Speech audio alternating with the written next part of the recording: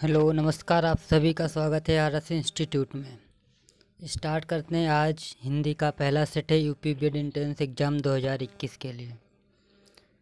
चलिए स्टार्ट करते हैं। स्टार्ट करने से पहले आप सभी लोगों को बता दें कि एक बार इस चैनल को सब्सक्राइब जरूर कर लीजिएगा, जिससे आप लोगों को हर एक वीडियो का नोटिफिकेशन आप तक पहुँच सके। स्टार्ट करते हैं। क्वेश्चन नंबर पहला 51। बाह का सामान्य बहुवचन क्या है? बाह का सामान्य बहुवचन क्या है? ऑप्शन ए बाजुओं, बाहें, बाह या बाहों। तो 51 का आंसर जो होगा बाहें। आंसर क्या होगा? बाहें। Question number 52। रागड़ी बोली कहाँ बोली जाती है? रागड़ी बोली कहाँ बोली जाती है? मध्य प्रदेश, केरल, उत्तर प्रदेश, हरियाणा। तो आंसर होगा हरियाणा।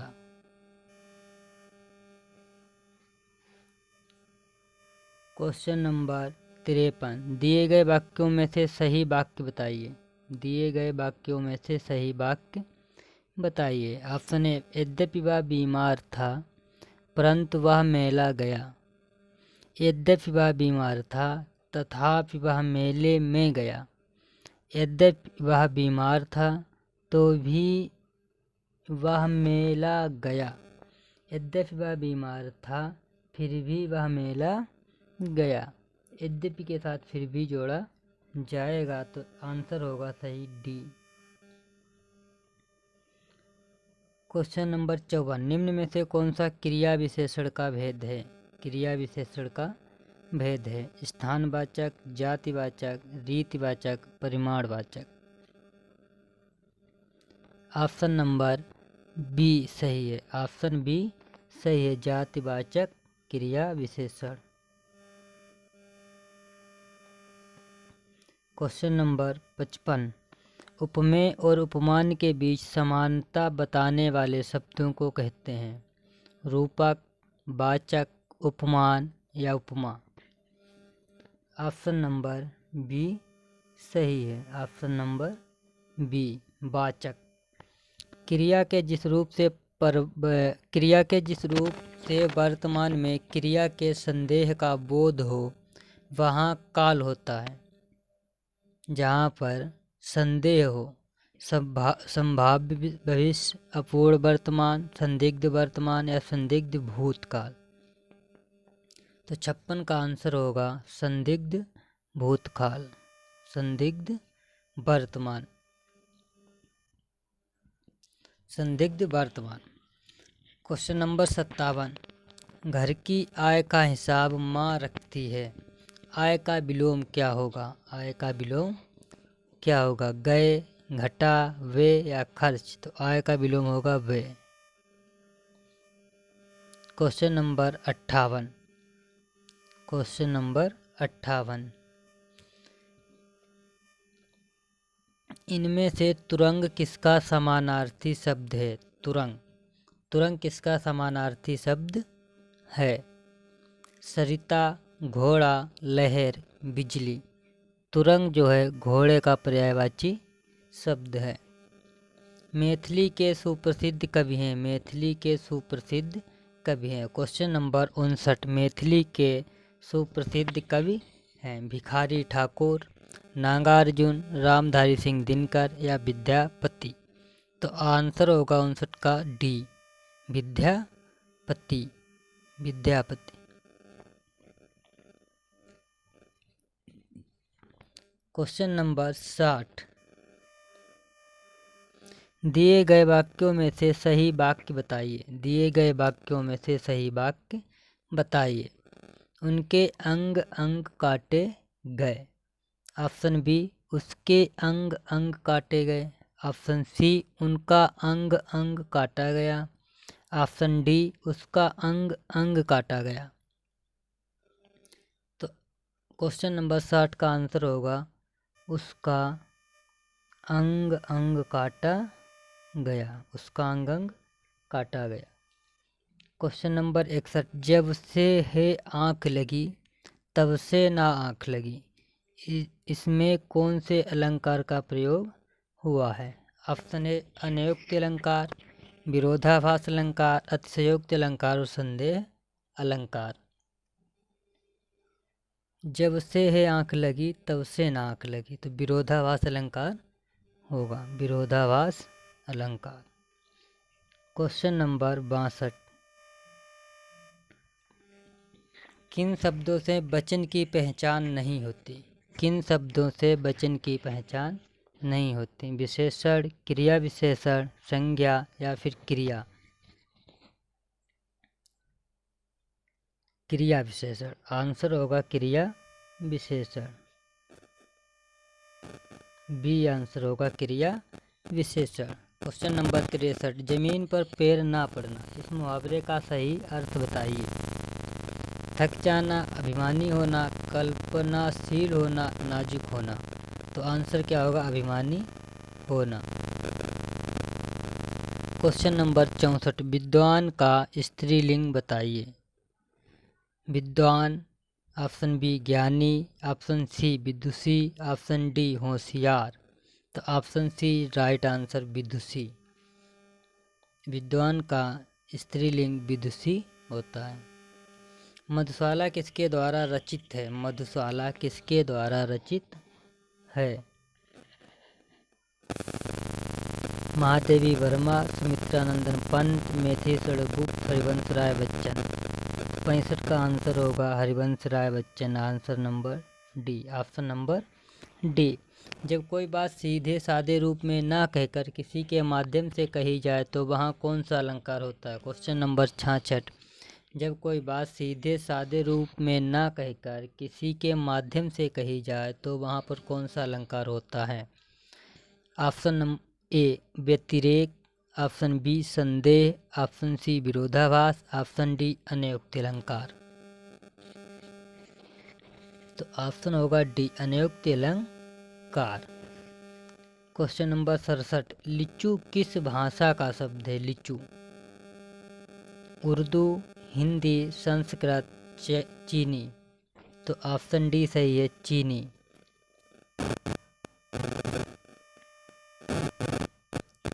क्वेश्चन नंबर 68, विवक्षा अलंकार को दूसरे किस नाम से जाना जाता है?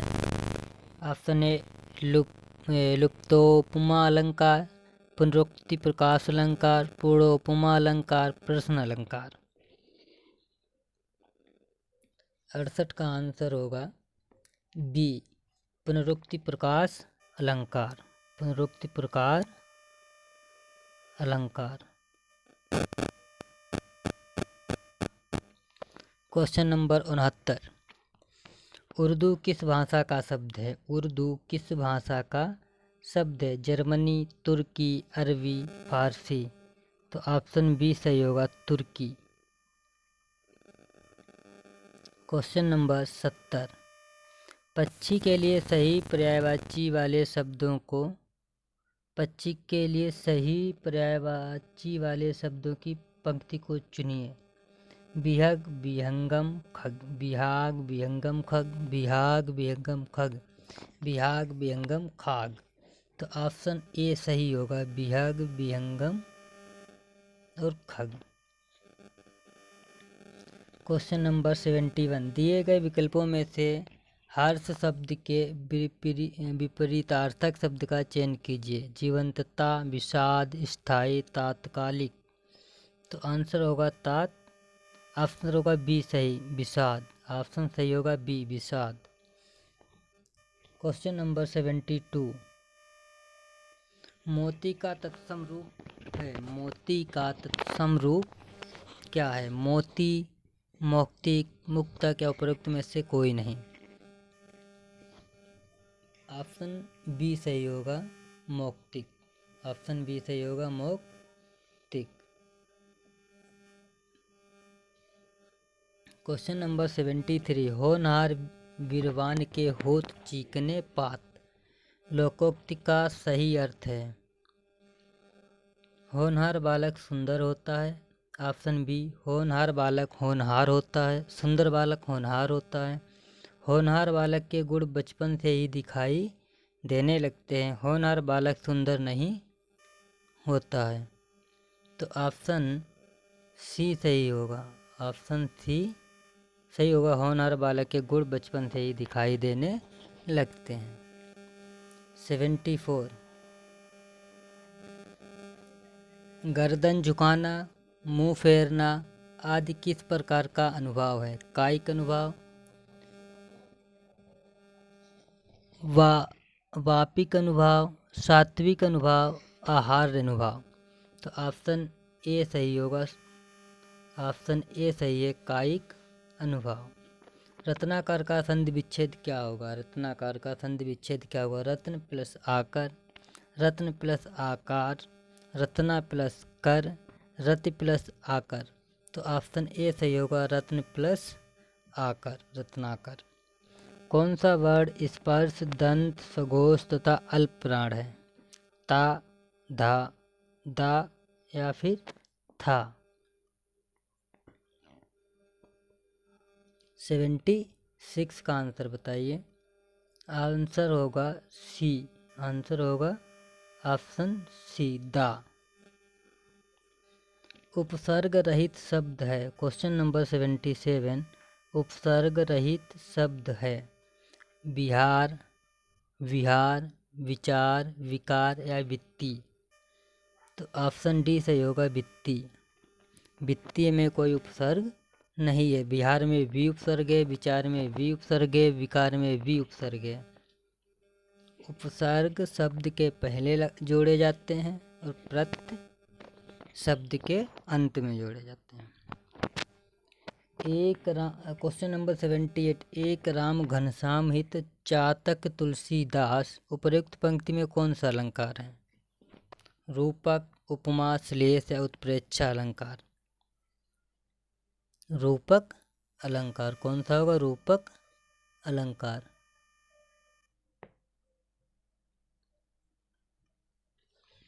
जिसकी कोई उपमा ना दी जा सके के लिए एक शब्द होगा, जिसकी कोई उपमा ना दी जा सके। अनुपम, अल्पज्ञ, ज्ञानी या अनुयायी। तो ऑप्शन ए सही होगा, अनुपम। क्वेश्चन नंबर 80 इनमें से अशुद्ध वर्तनी का शब्द है, अशुद्ध वर्तनी का शब्द है चरमोत्कर्ष, वाण्डमय, पुनरुत्थान, रंडकश्यप। तो ऑप्शन डी सही है, रंडकश्यप। निम्न के शब्दों में से कौन सा शब्द विशेषण है? शासन, अनुशासन, अनुशंसा या अनुशासित। ऑप्शन डी सही होगा, अनुशासित। पुल्लिंग स्त्रीलिंग का कौन सा जोड़ा सही है? पुल्लिंग स्त्रीलिंग का कौन सा जोड़ा सही नहीं है? देव देवी, मामा मामी, कांत कांति, गधा गधी। कौन सा सही नहीं है? कांत और कांति। क्वेश्चन नंबर 83 निर्वेद किस रस का स्थायी भाव है? निर्वेद किस रस का स्थायी भाव है? भयानक, विभत्स, भक्ति और शांत रस। शांत रस का स्थायी भाव होता है निर्वेद।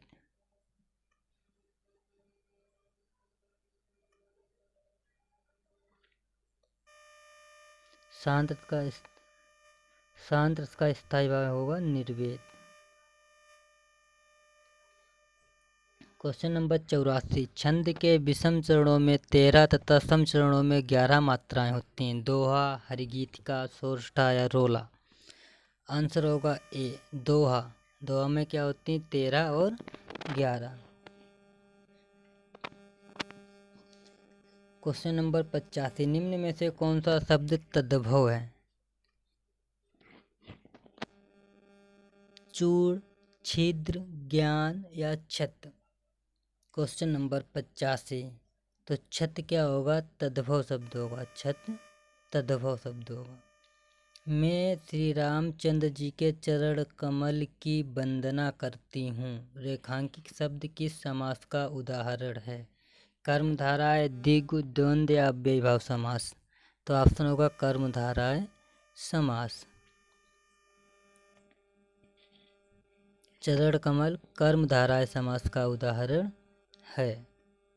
क्वेश्चन नंबर 87 निम्न में से अव्यय है, निम्न में से अव्यय है भारत, श्याम, आ, दक्षिण। तो आंसर होगा सी, आ। आ कैसा शब्द है? अव्यय शब्द है। वर्तनी की दृष्टि से कौन सा शब्द सही है? स्वतंत्र, स्वतंत्रत्व, स्वतंत्र, स्वतंत्रत्व। तो ऑप्शन बी सही होगा, स्वतंत्र।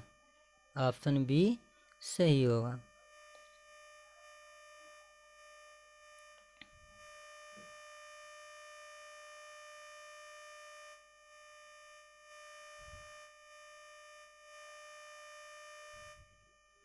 Question number 89, question number 89। निम्न में प्रेरणार्थक क्रिया है समझना, बुलवाना, बैठना या सुनना। निम्न में से प्रेरणार्थक क्रिया है, तो आंसर होगा बी, बुलवाना। आंसर होगा बी, बुलवाना। क्वेश्चन नंबर 90, कौन सी विसर्ग संधि नहीं है? कौन सी विसर्ग संधि नहीं है? ऑप्शन ए शिरोमणि, मनोयोग, संतोष या बहिष्कार। तो आंसर सी होगा, संतोष का संधि विच्छेद होगा सम प्लस तोष। क्वेश्चन नंबर 91, मथुरा और वृंदावन में प्रमुख कौन सी भाषा बोली जाती है? संस्कृत, ब्रजभाषा, मारवाड़ी या मराठी। ऑप्शन बी सही होगा, ब्रज भाषा। क्वेश्चन नंबर 92, निम्न में से प्रयुक्त वाक्य कौन सा है? निम्न में से संयुक्त वाक्य कौन सा? संयुक्त वाक्य की बात हो रही है। वह आदमी मुझे बुलाता है, नौकर मालिक बन गया, बुरा न मानो तो एक बात कहूँ, उन्हें ना नींद आती थी और ना भूख प्यास लगती थी। तो आंसर होगा डी सही। आंसर डी सही होगा, उन्हें ना नींद आती थी और ना ही भूख प्यास लगती थी। क्वेश्चन नंबर 93, इनमें से बहुब्रीहि समास है। इनमें से बहुब्रीहि समास है। कुसुमायुग, नील गगन, चौराहा, महात्मा। तो ऑप्शन ए सही होगा, कुसुमायुग, कुसुमायुग। मध्यम पुरुष का उदाहरण है, मध्यम पुरुष का उदाहरण है मैं, तुम, वह, वे। तो तुम कैसा शब्द है? मध्यम पुरुष। हिंदी में कारक की संख्या कितनी होती है? हिंदी में कारकों की संख्या कितनी होती है? 8, 6, 12, 10। तो ऑप्शन ए सही होगा, 8। क्वेश्चन नंबर 96, हिंदी गद्य का सर्वप्रथम युग किसे माना जाता है? शुक्ल युग, भारतेंदु युग, द्विवेदी युग, प्रेमचंद्र युग। तो ऑप्शन बी सही होगा, भारतेंदु युग। क्वेश्चन नंबर 97, कमल के फूल पर भौरे मंडराते हैं वाक्य के रेखांकित शब्द का पर्यायवाची नहीं है। तो भौरे का पर्यायवाची शब्द कौन सा नहीं है? मधुकर, मधुप, जलज, भ्रमर। तो ऑप्शन सी सही होगा, जलज नहीं है, जलज नहीं है। क्वेश्चन नंबर 98, सीता ने कहा था यह वाक्य किस काल में है? सामान्य भूतकाल, अपूर्ण भूतकाल, संदिग्ध भूतकाल या पूर्ण भूतकाल। ऑप्शन डी सही होगा, पूर्ण भूतकाल। क्वेश्चन नंबर 99, निम्नलिखित में से कौन सा शब्द हरि की जगह प्रयुक्त नहीं किया जा सकता? मेढक, घोड़ा, सर्प, कामदेव। तो कामदेव, ऑप्शन डी सही होगा, कामदेव। ऑप्शन डी सही होगा, कामदेव। Question number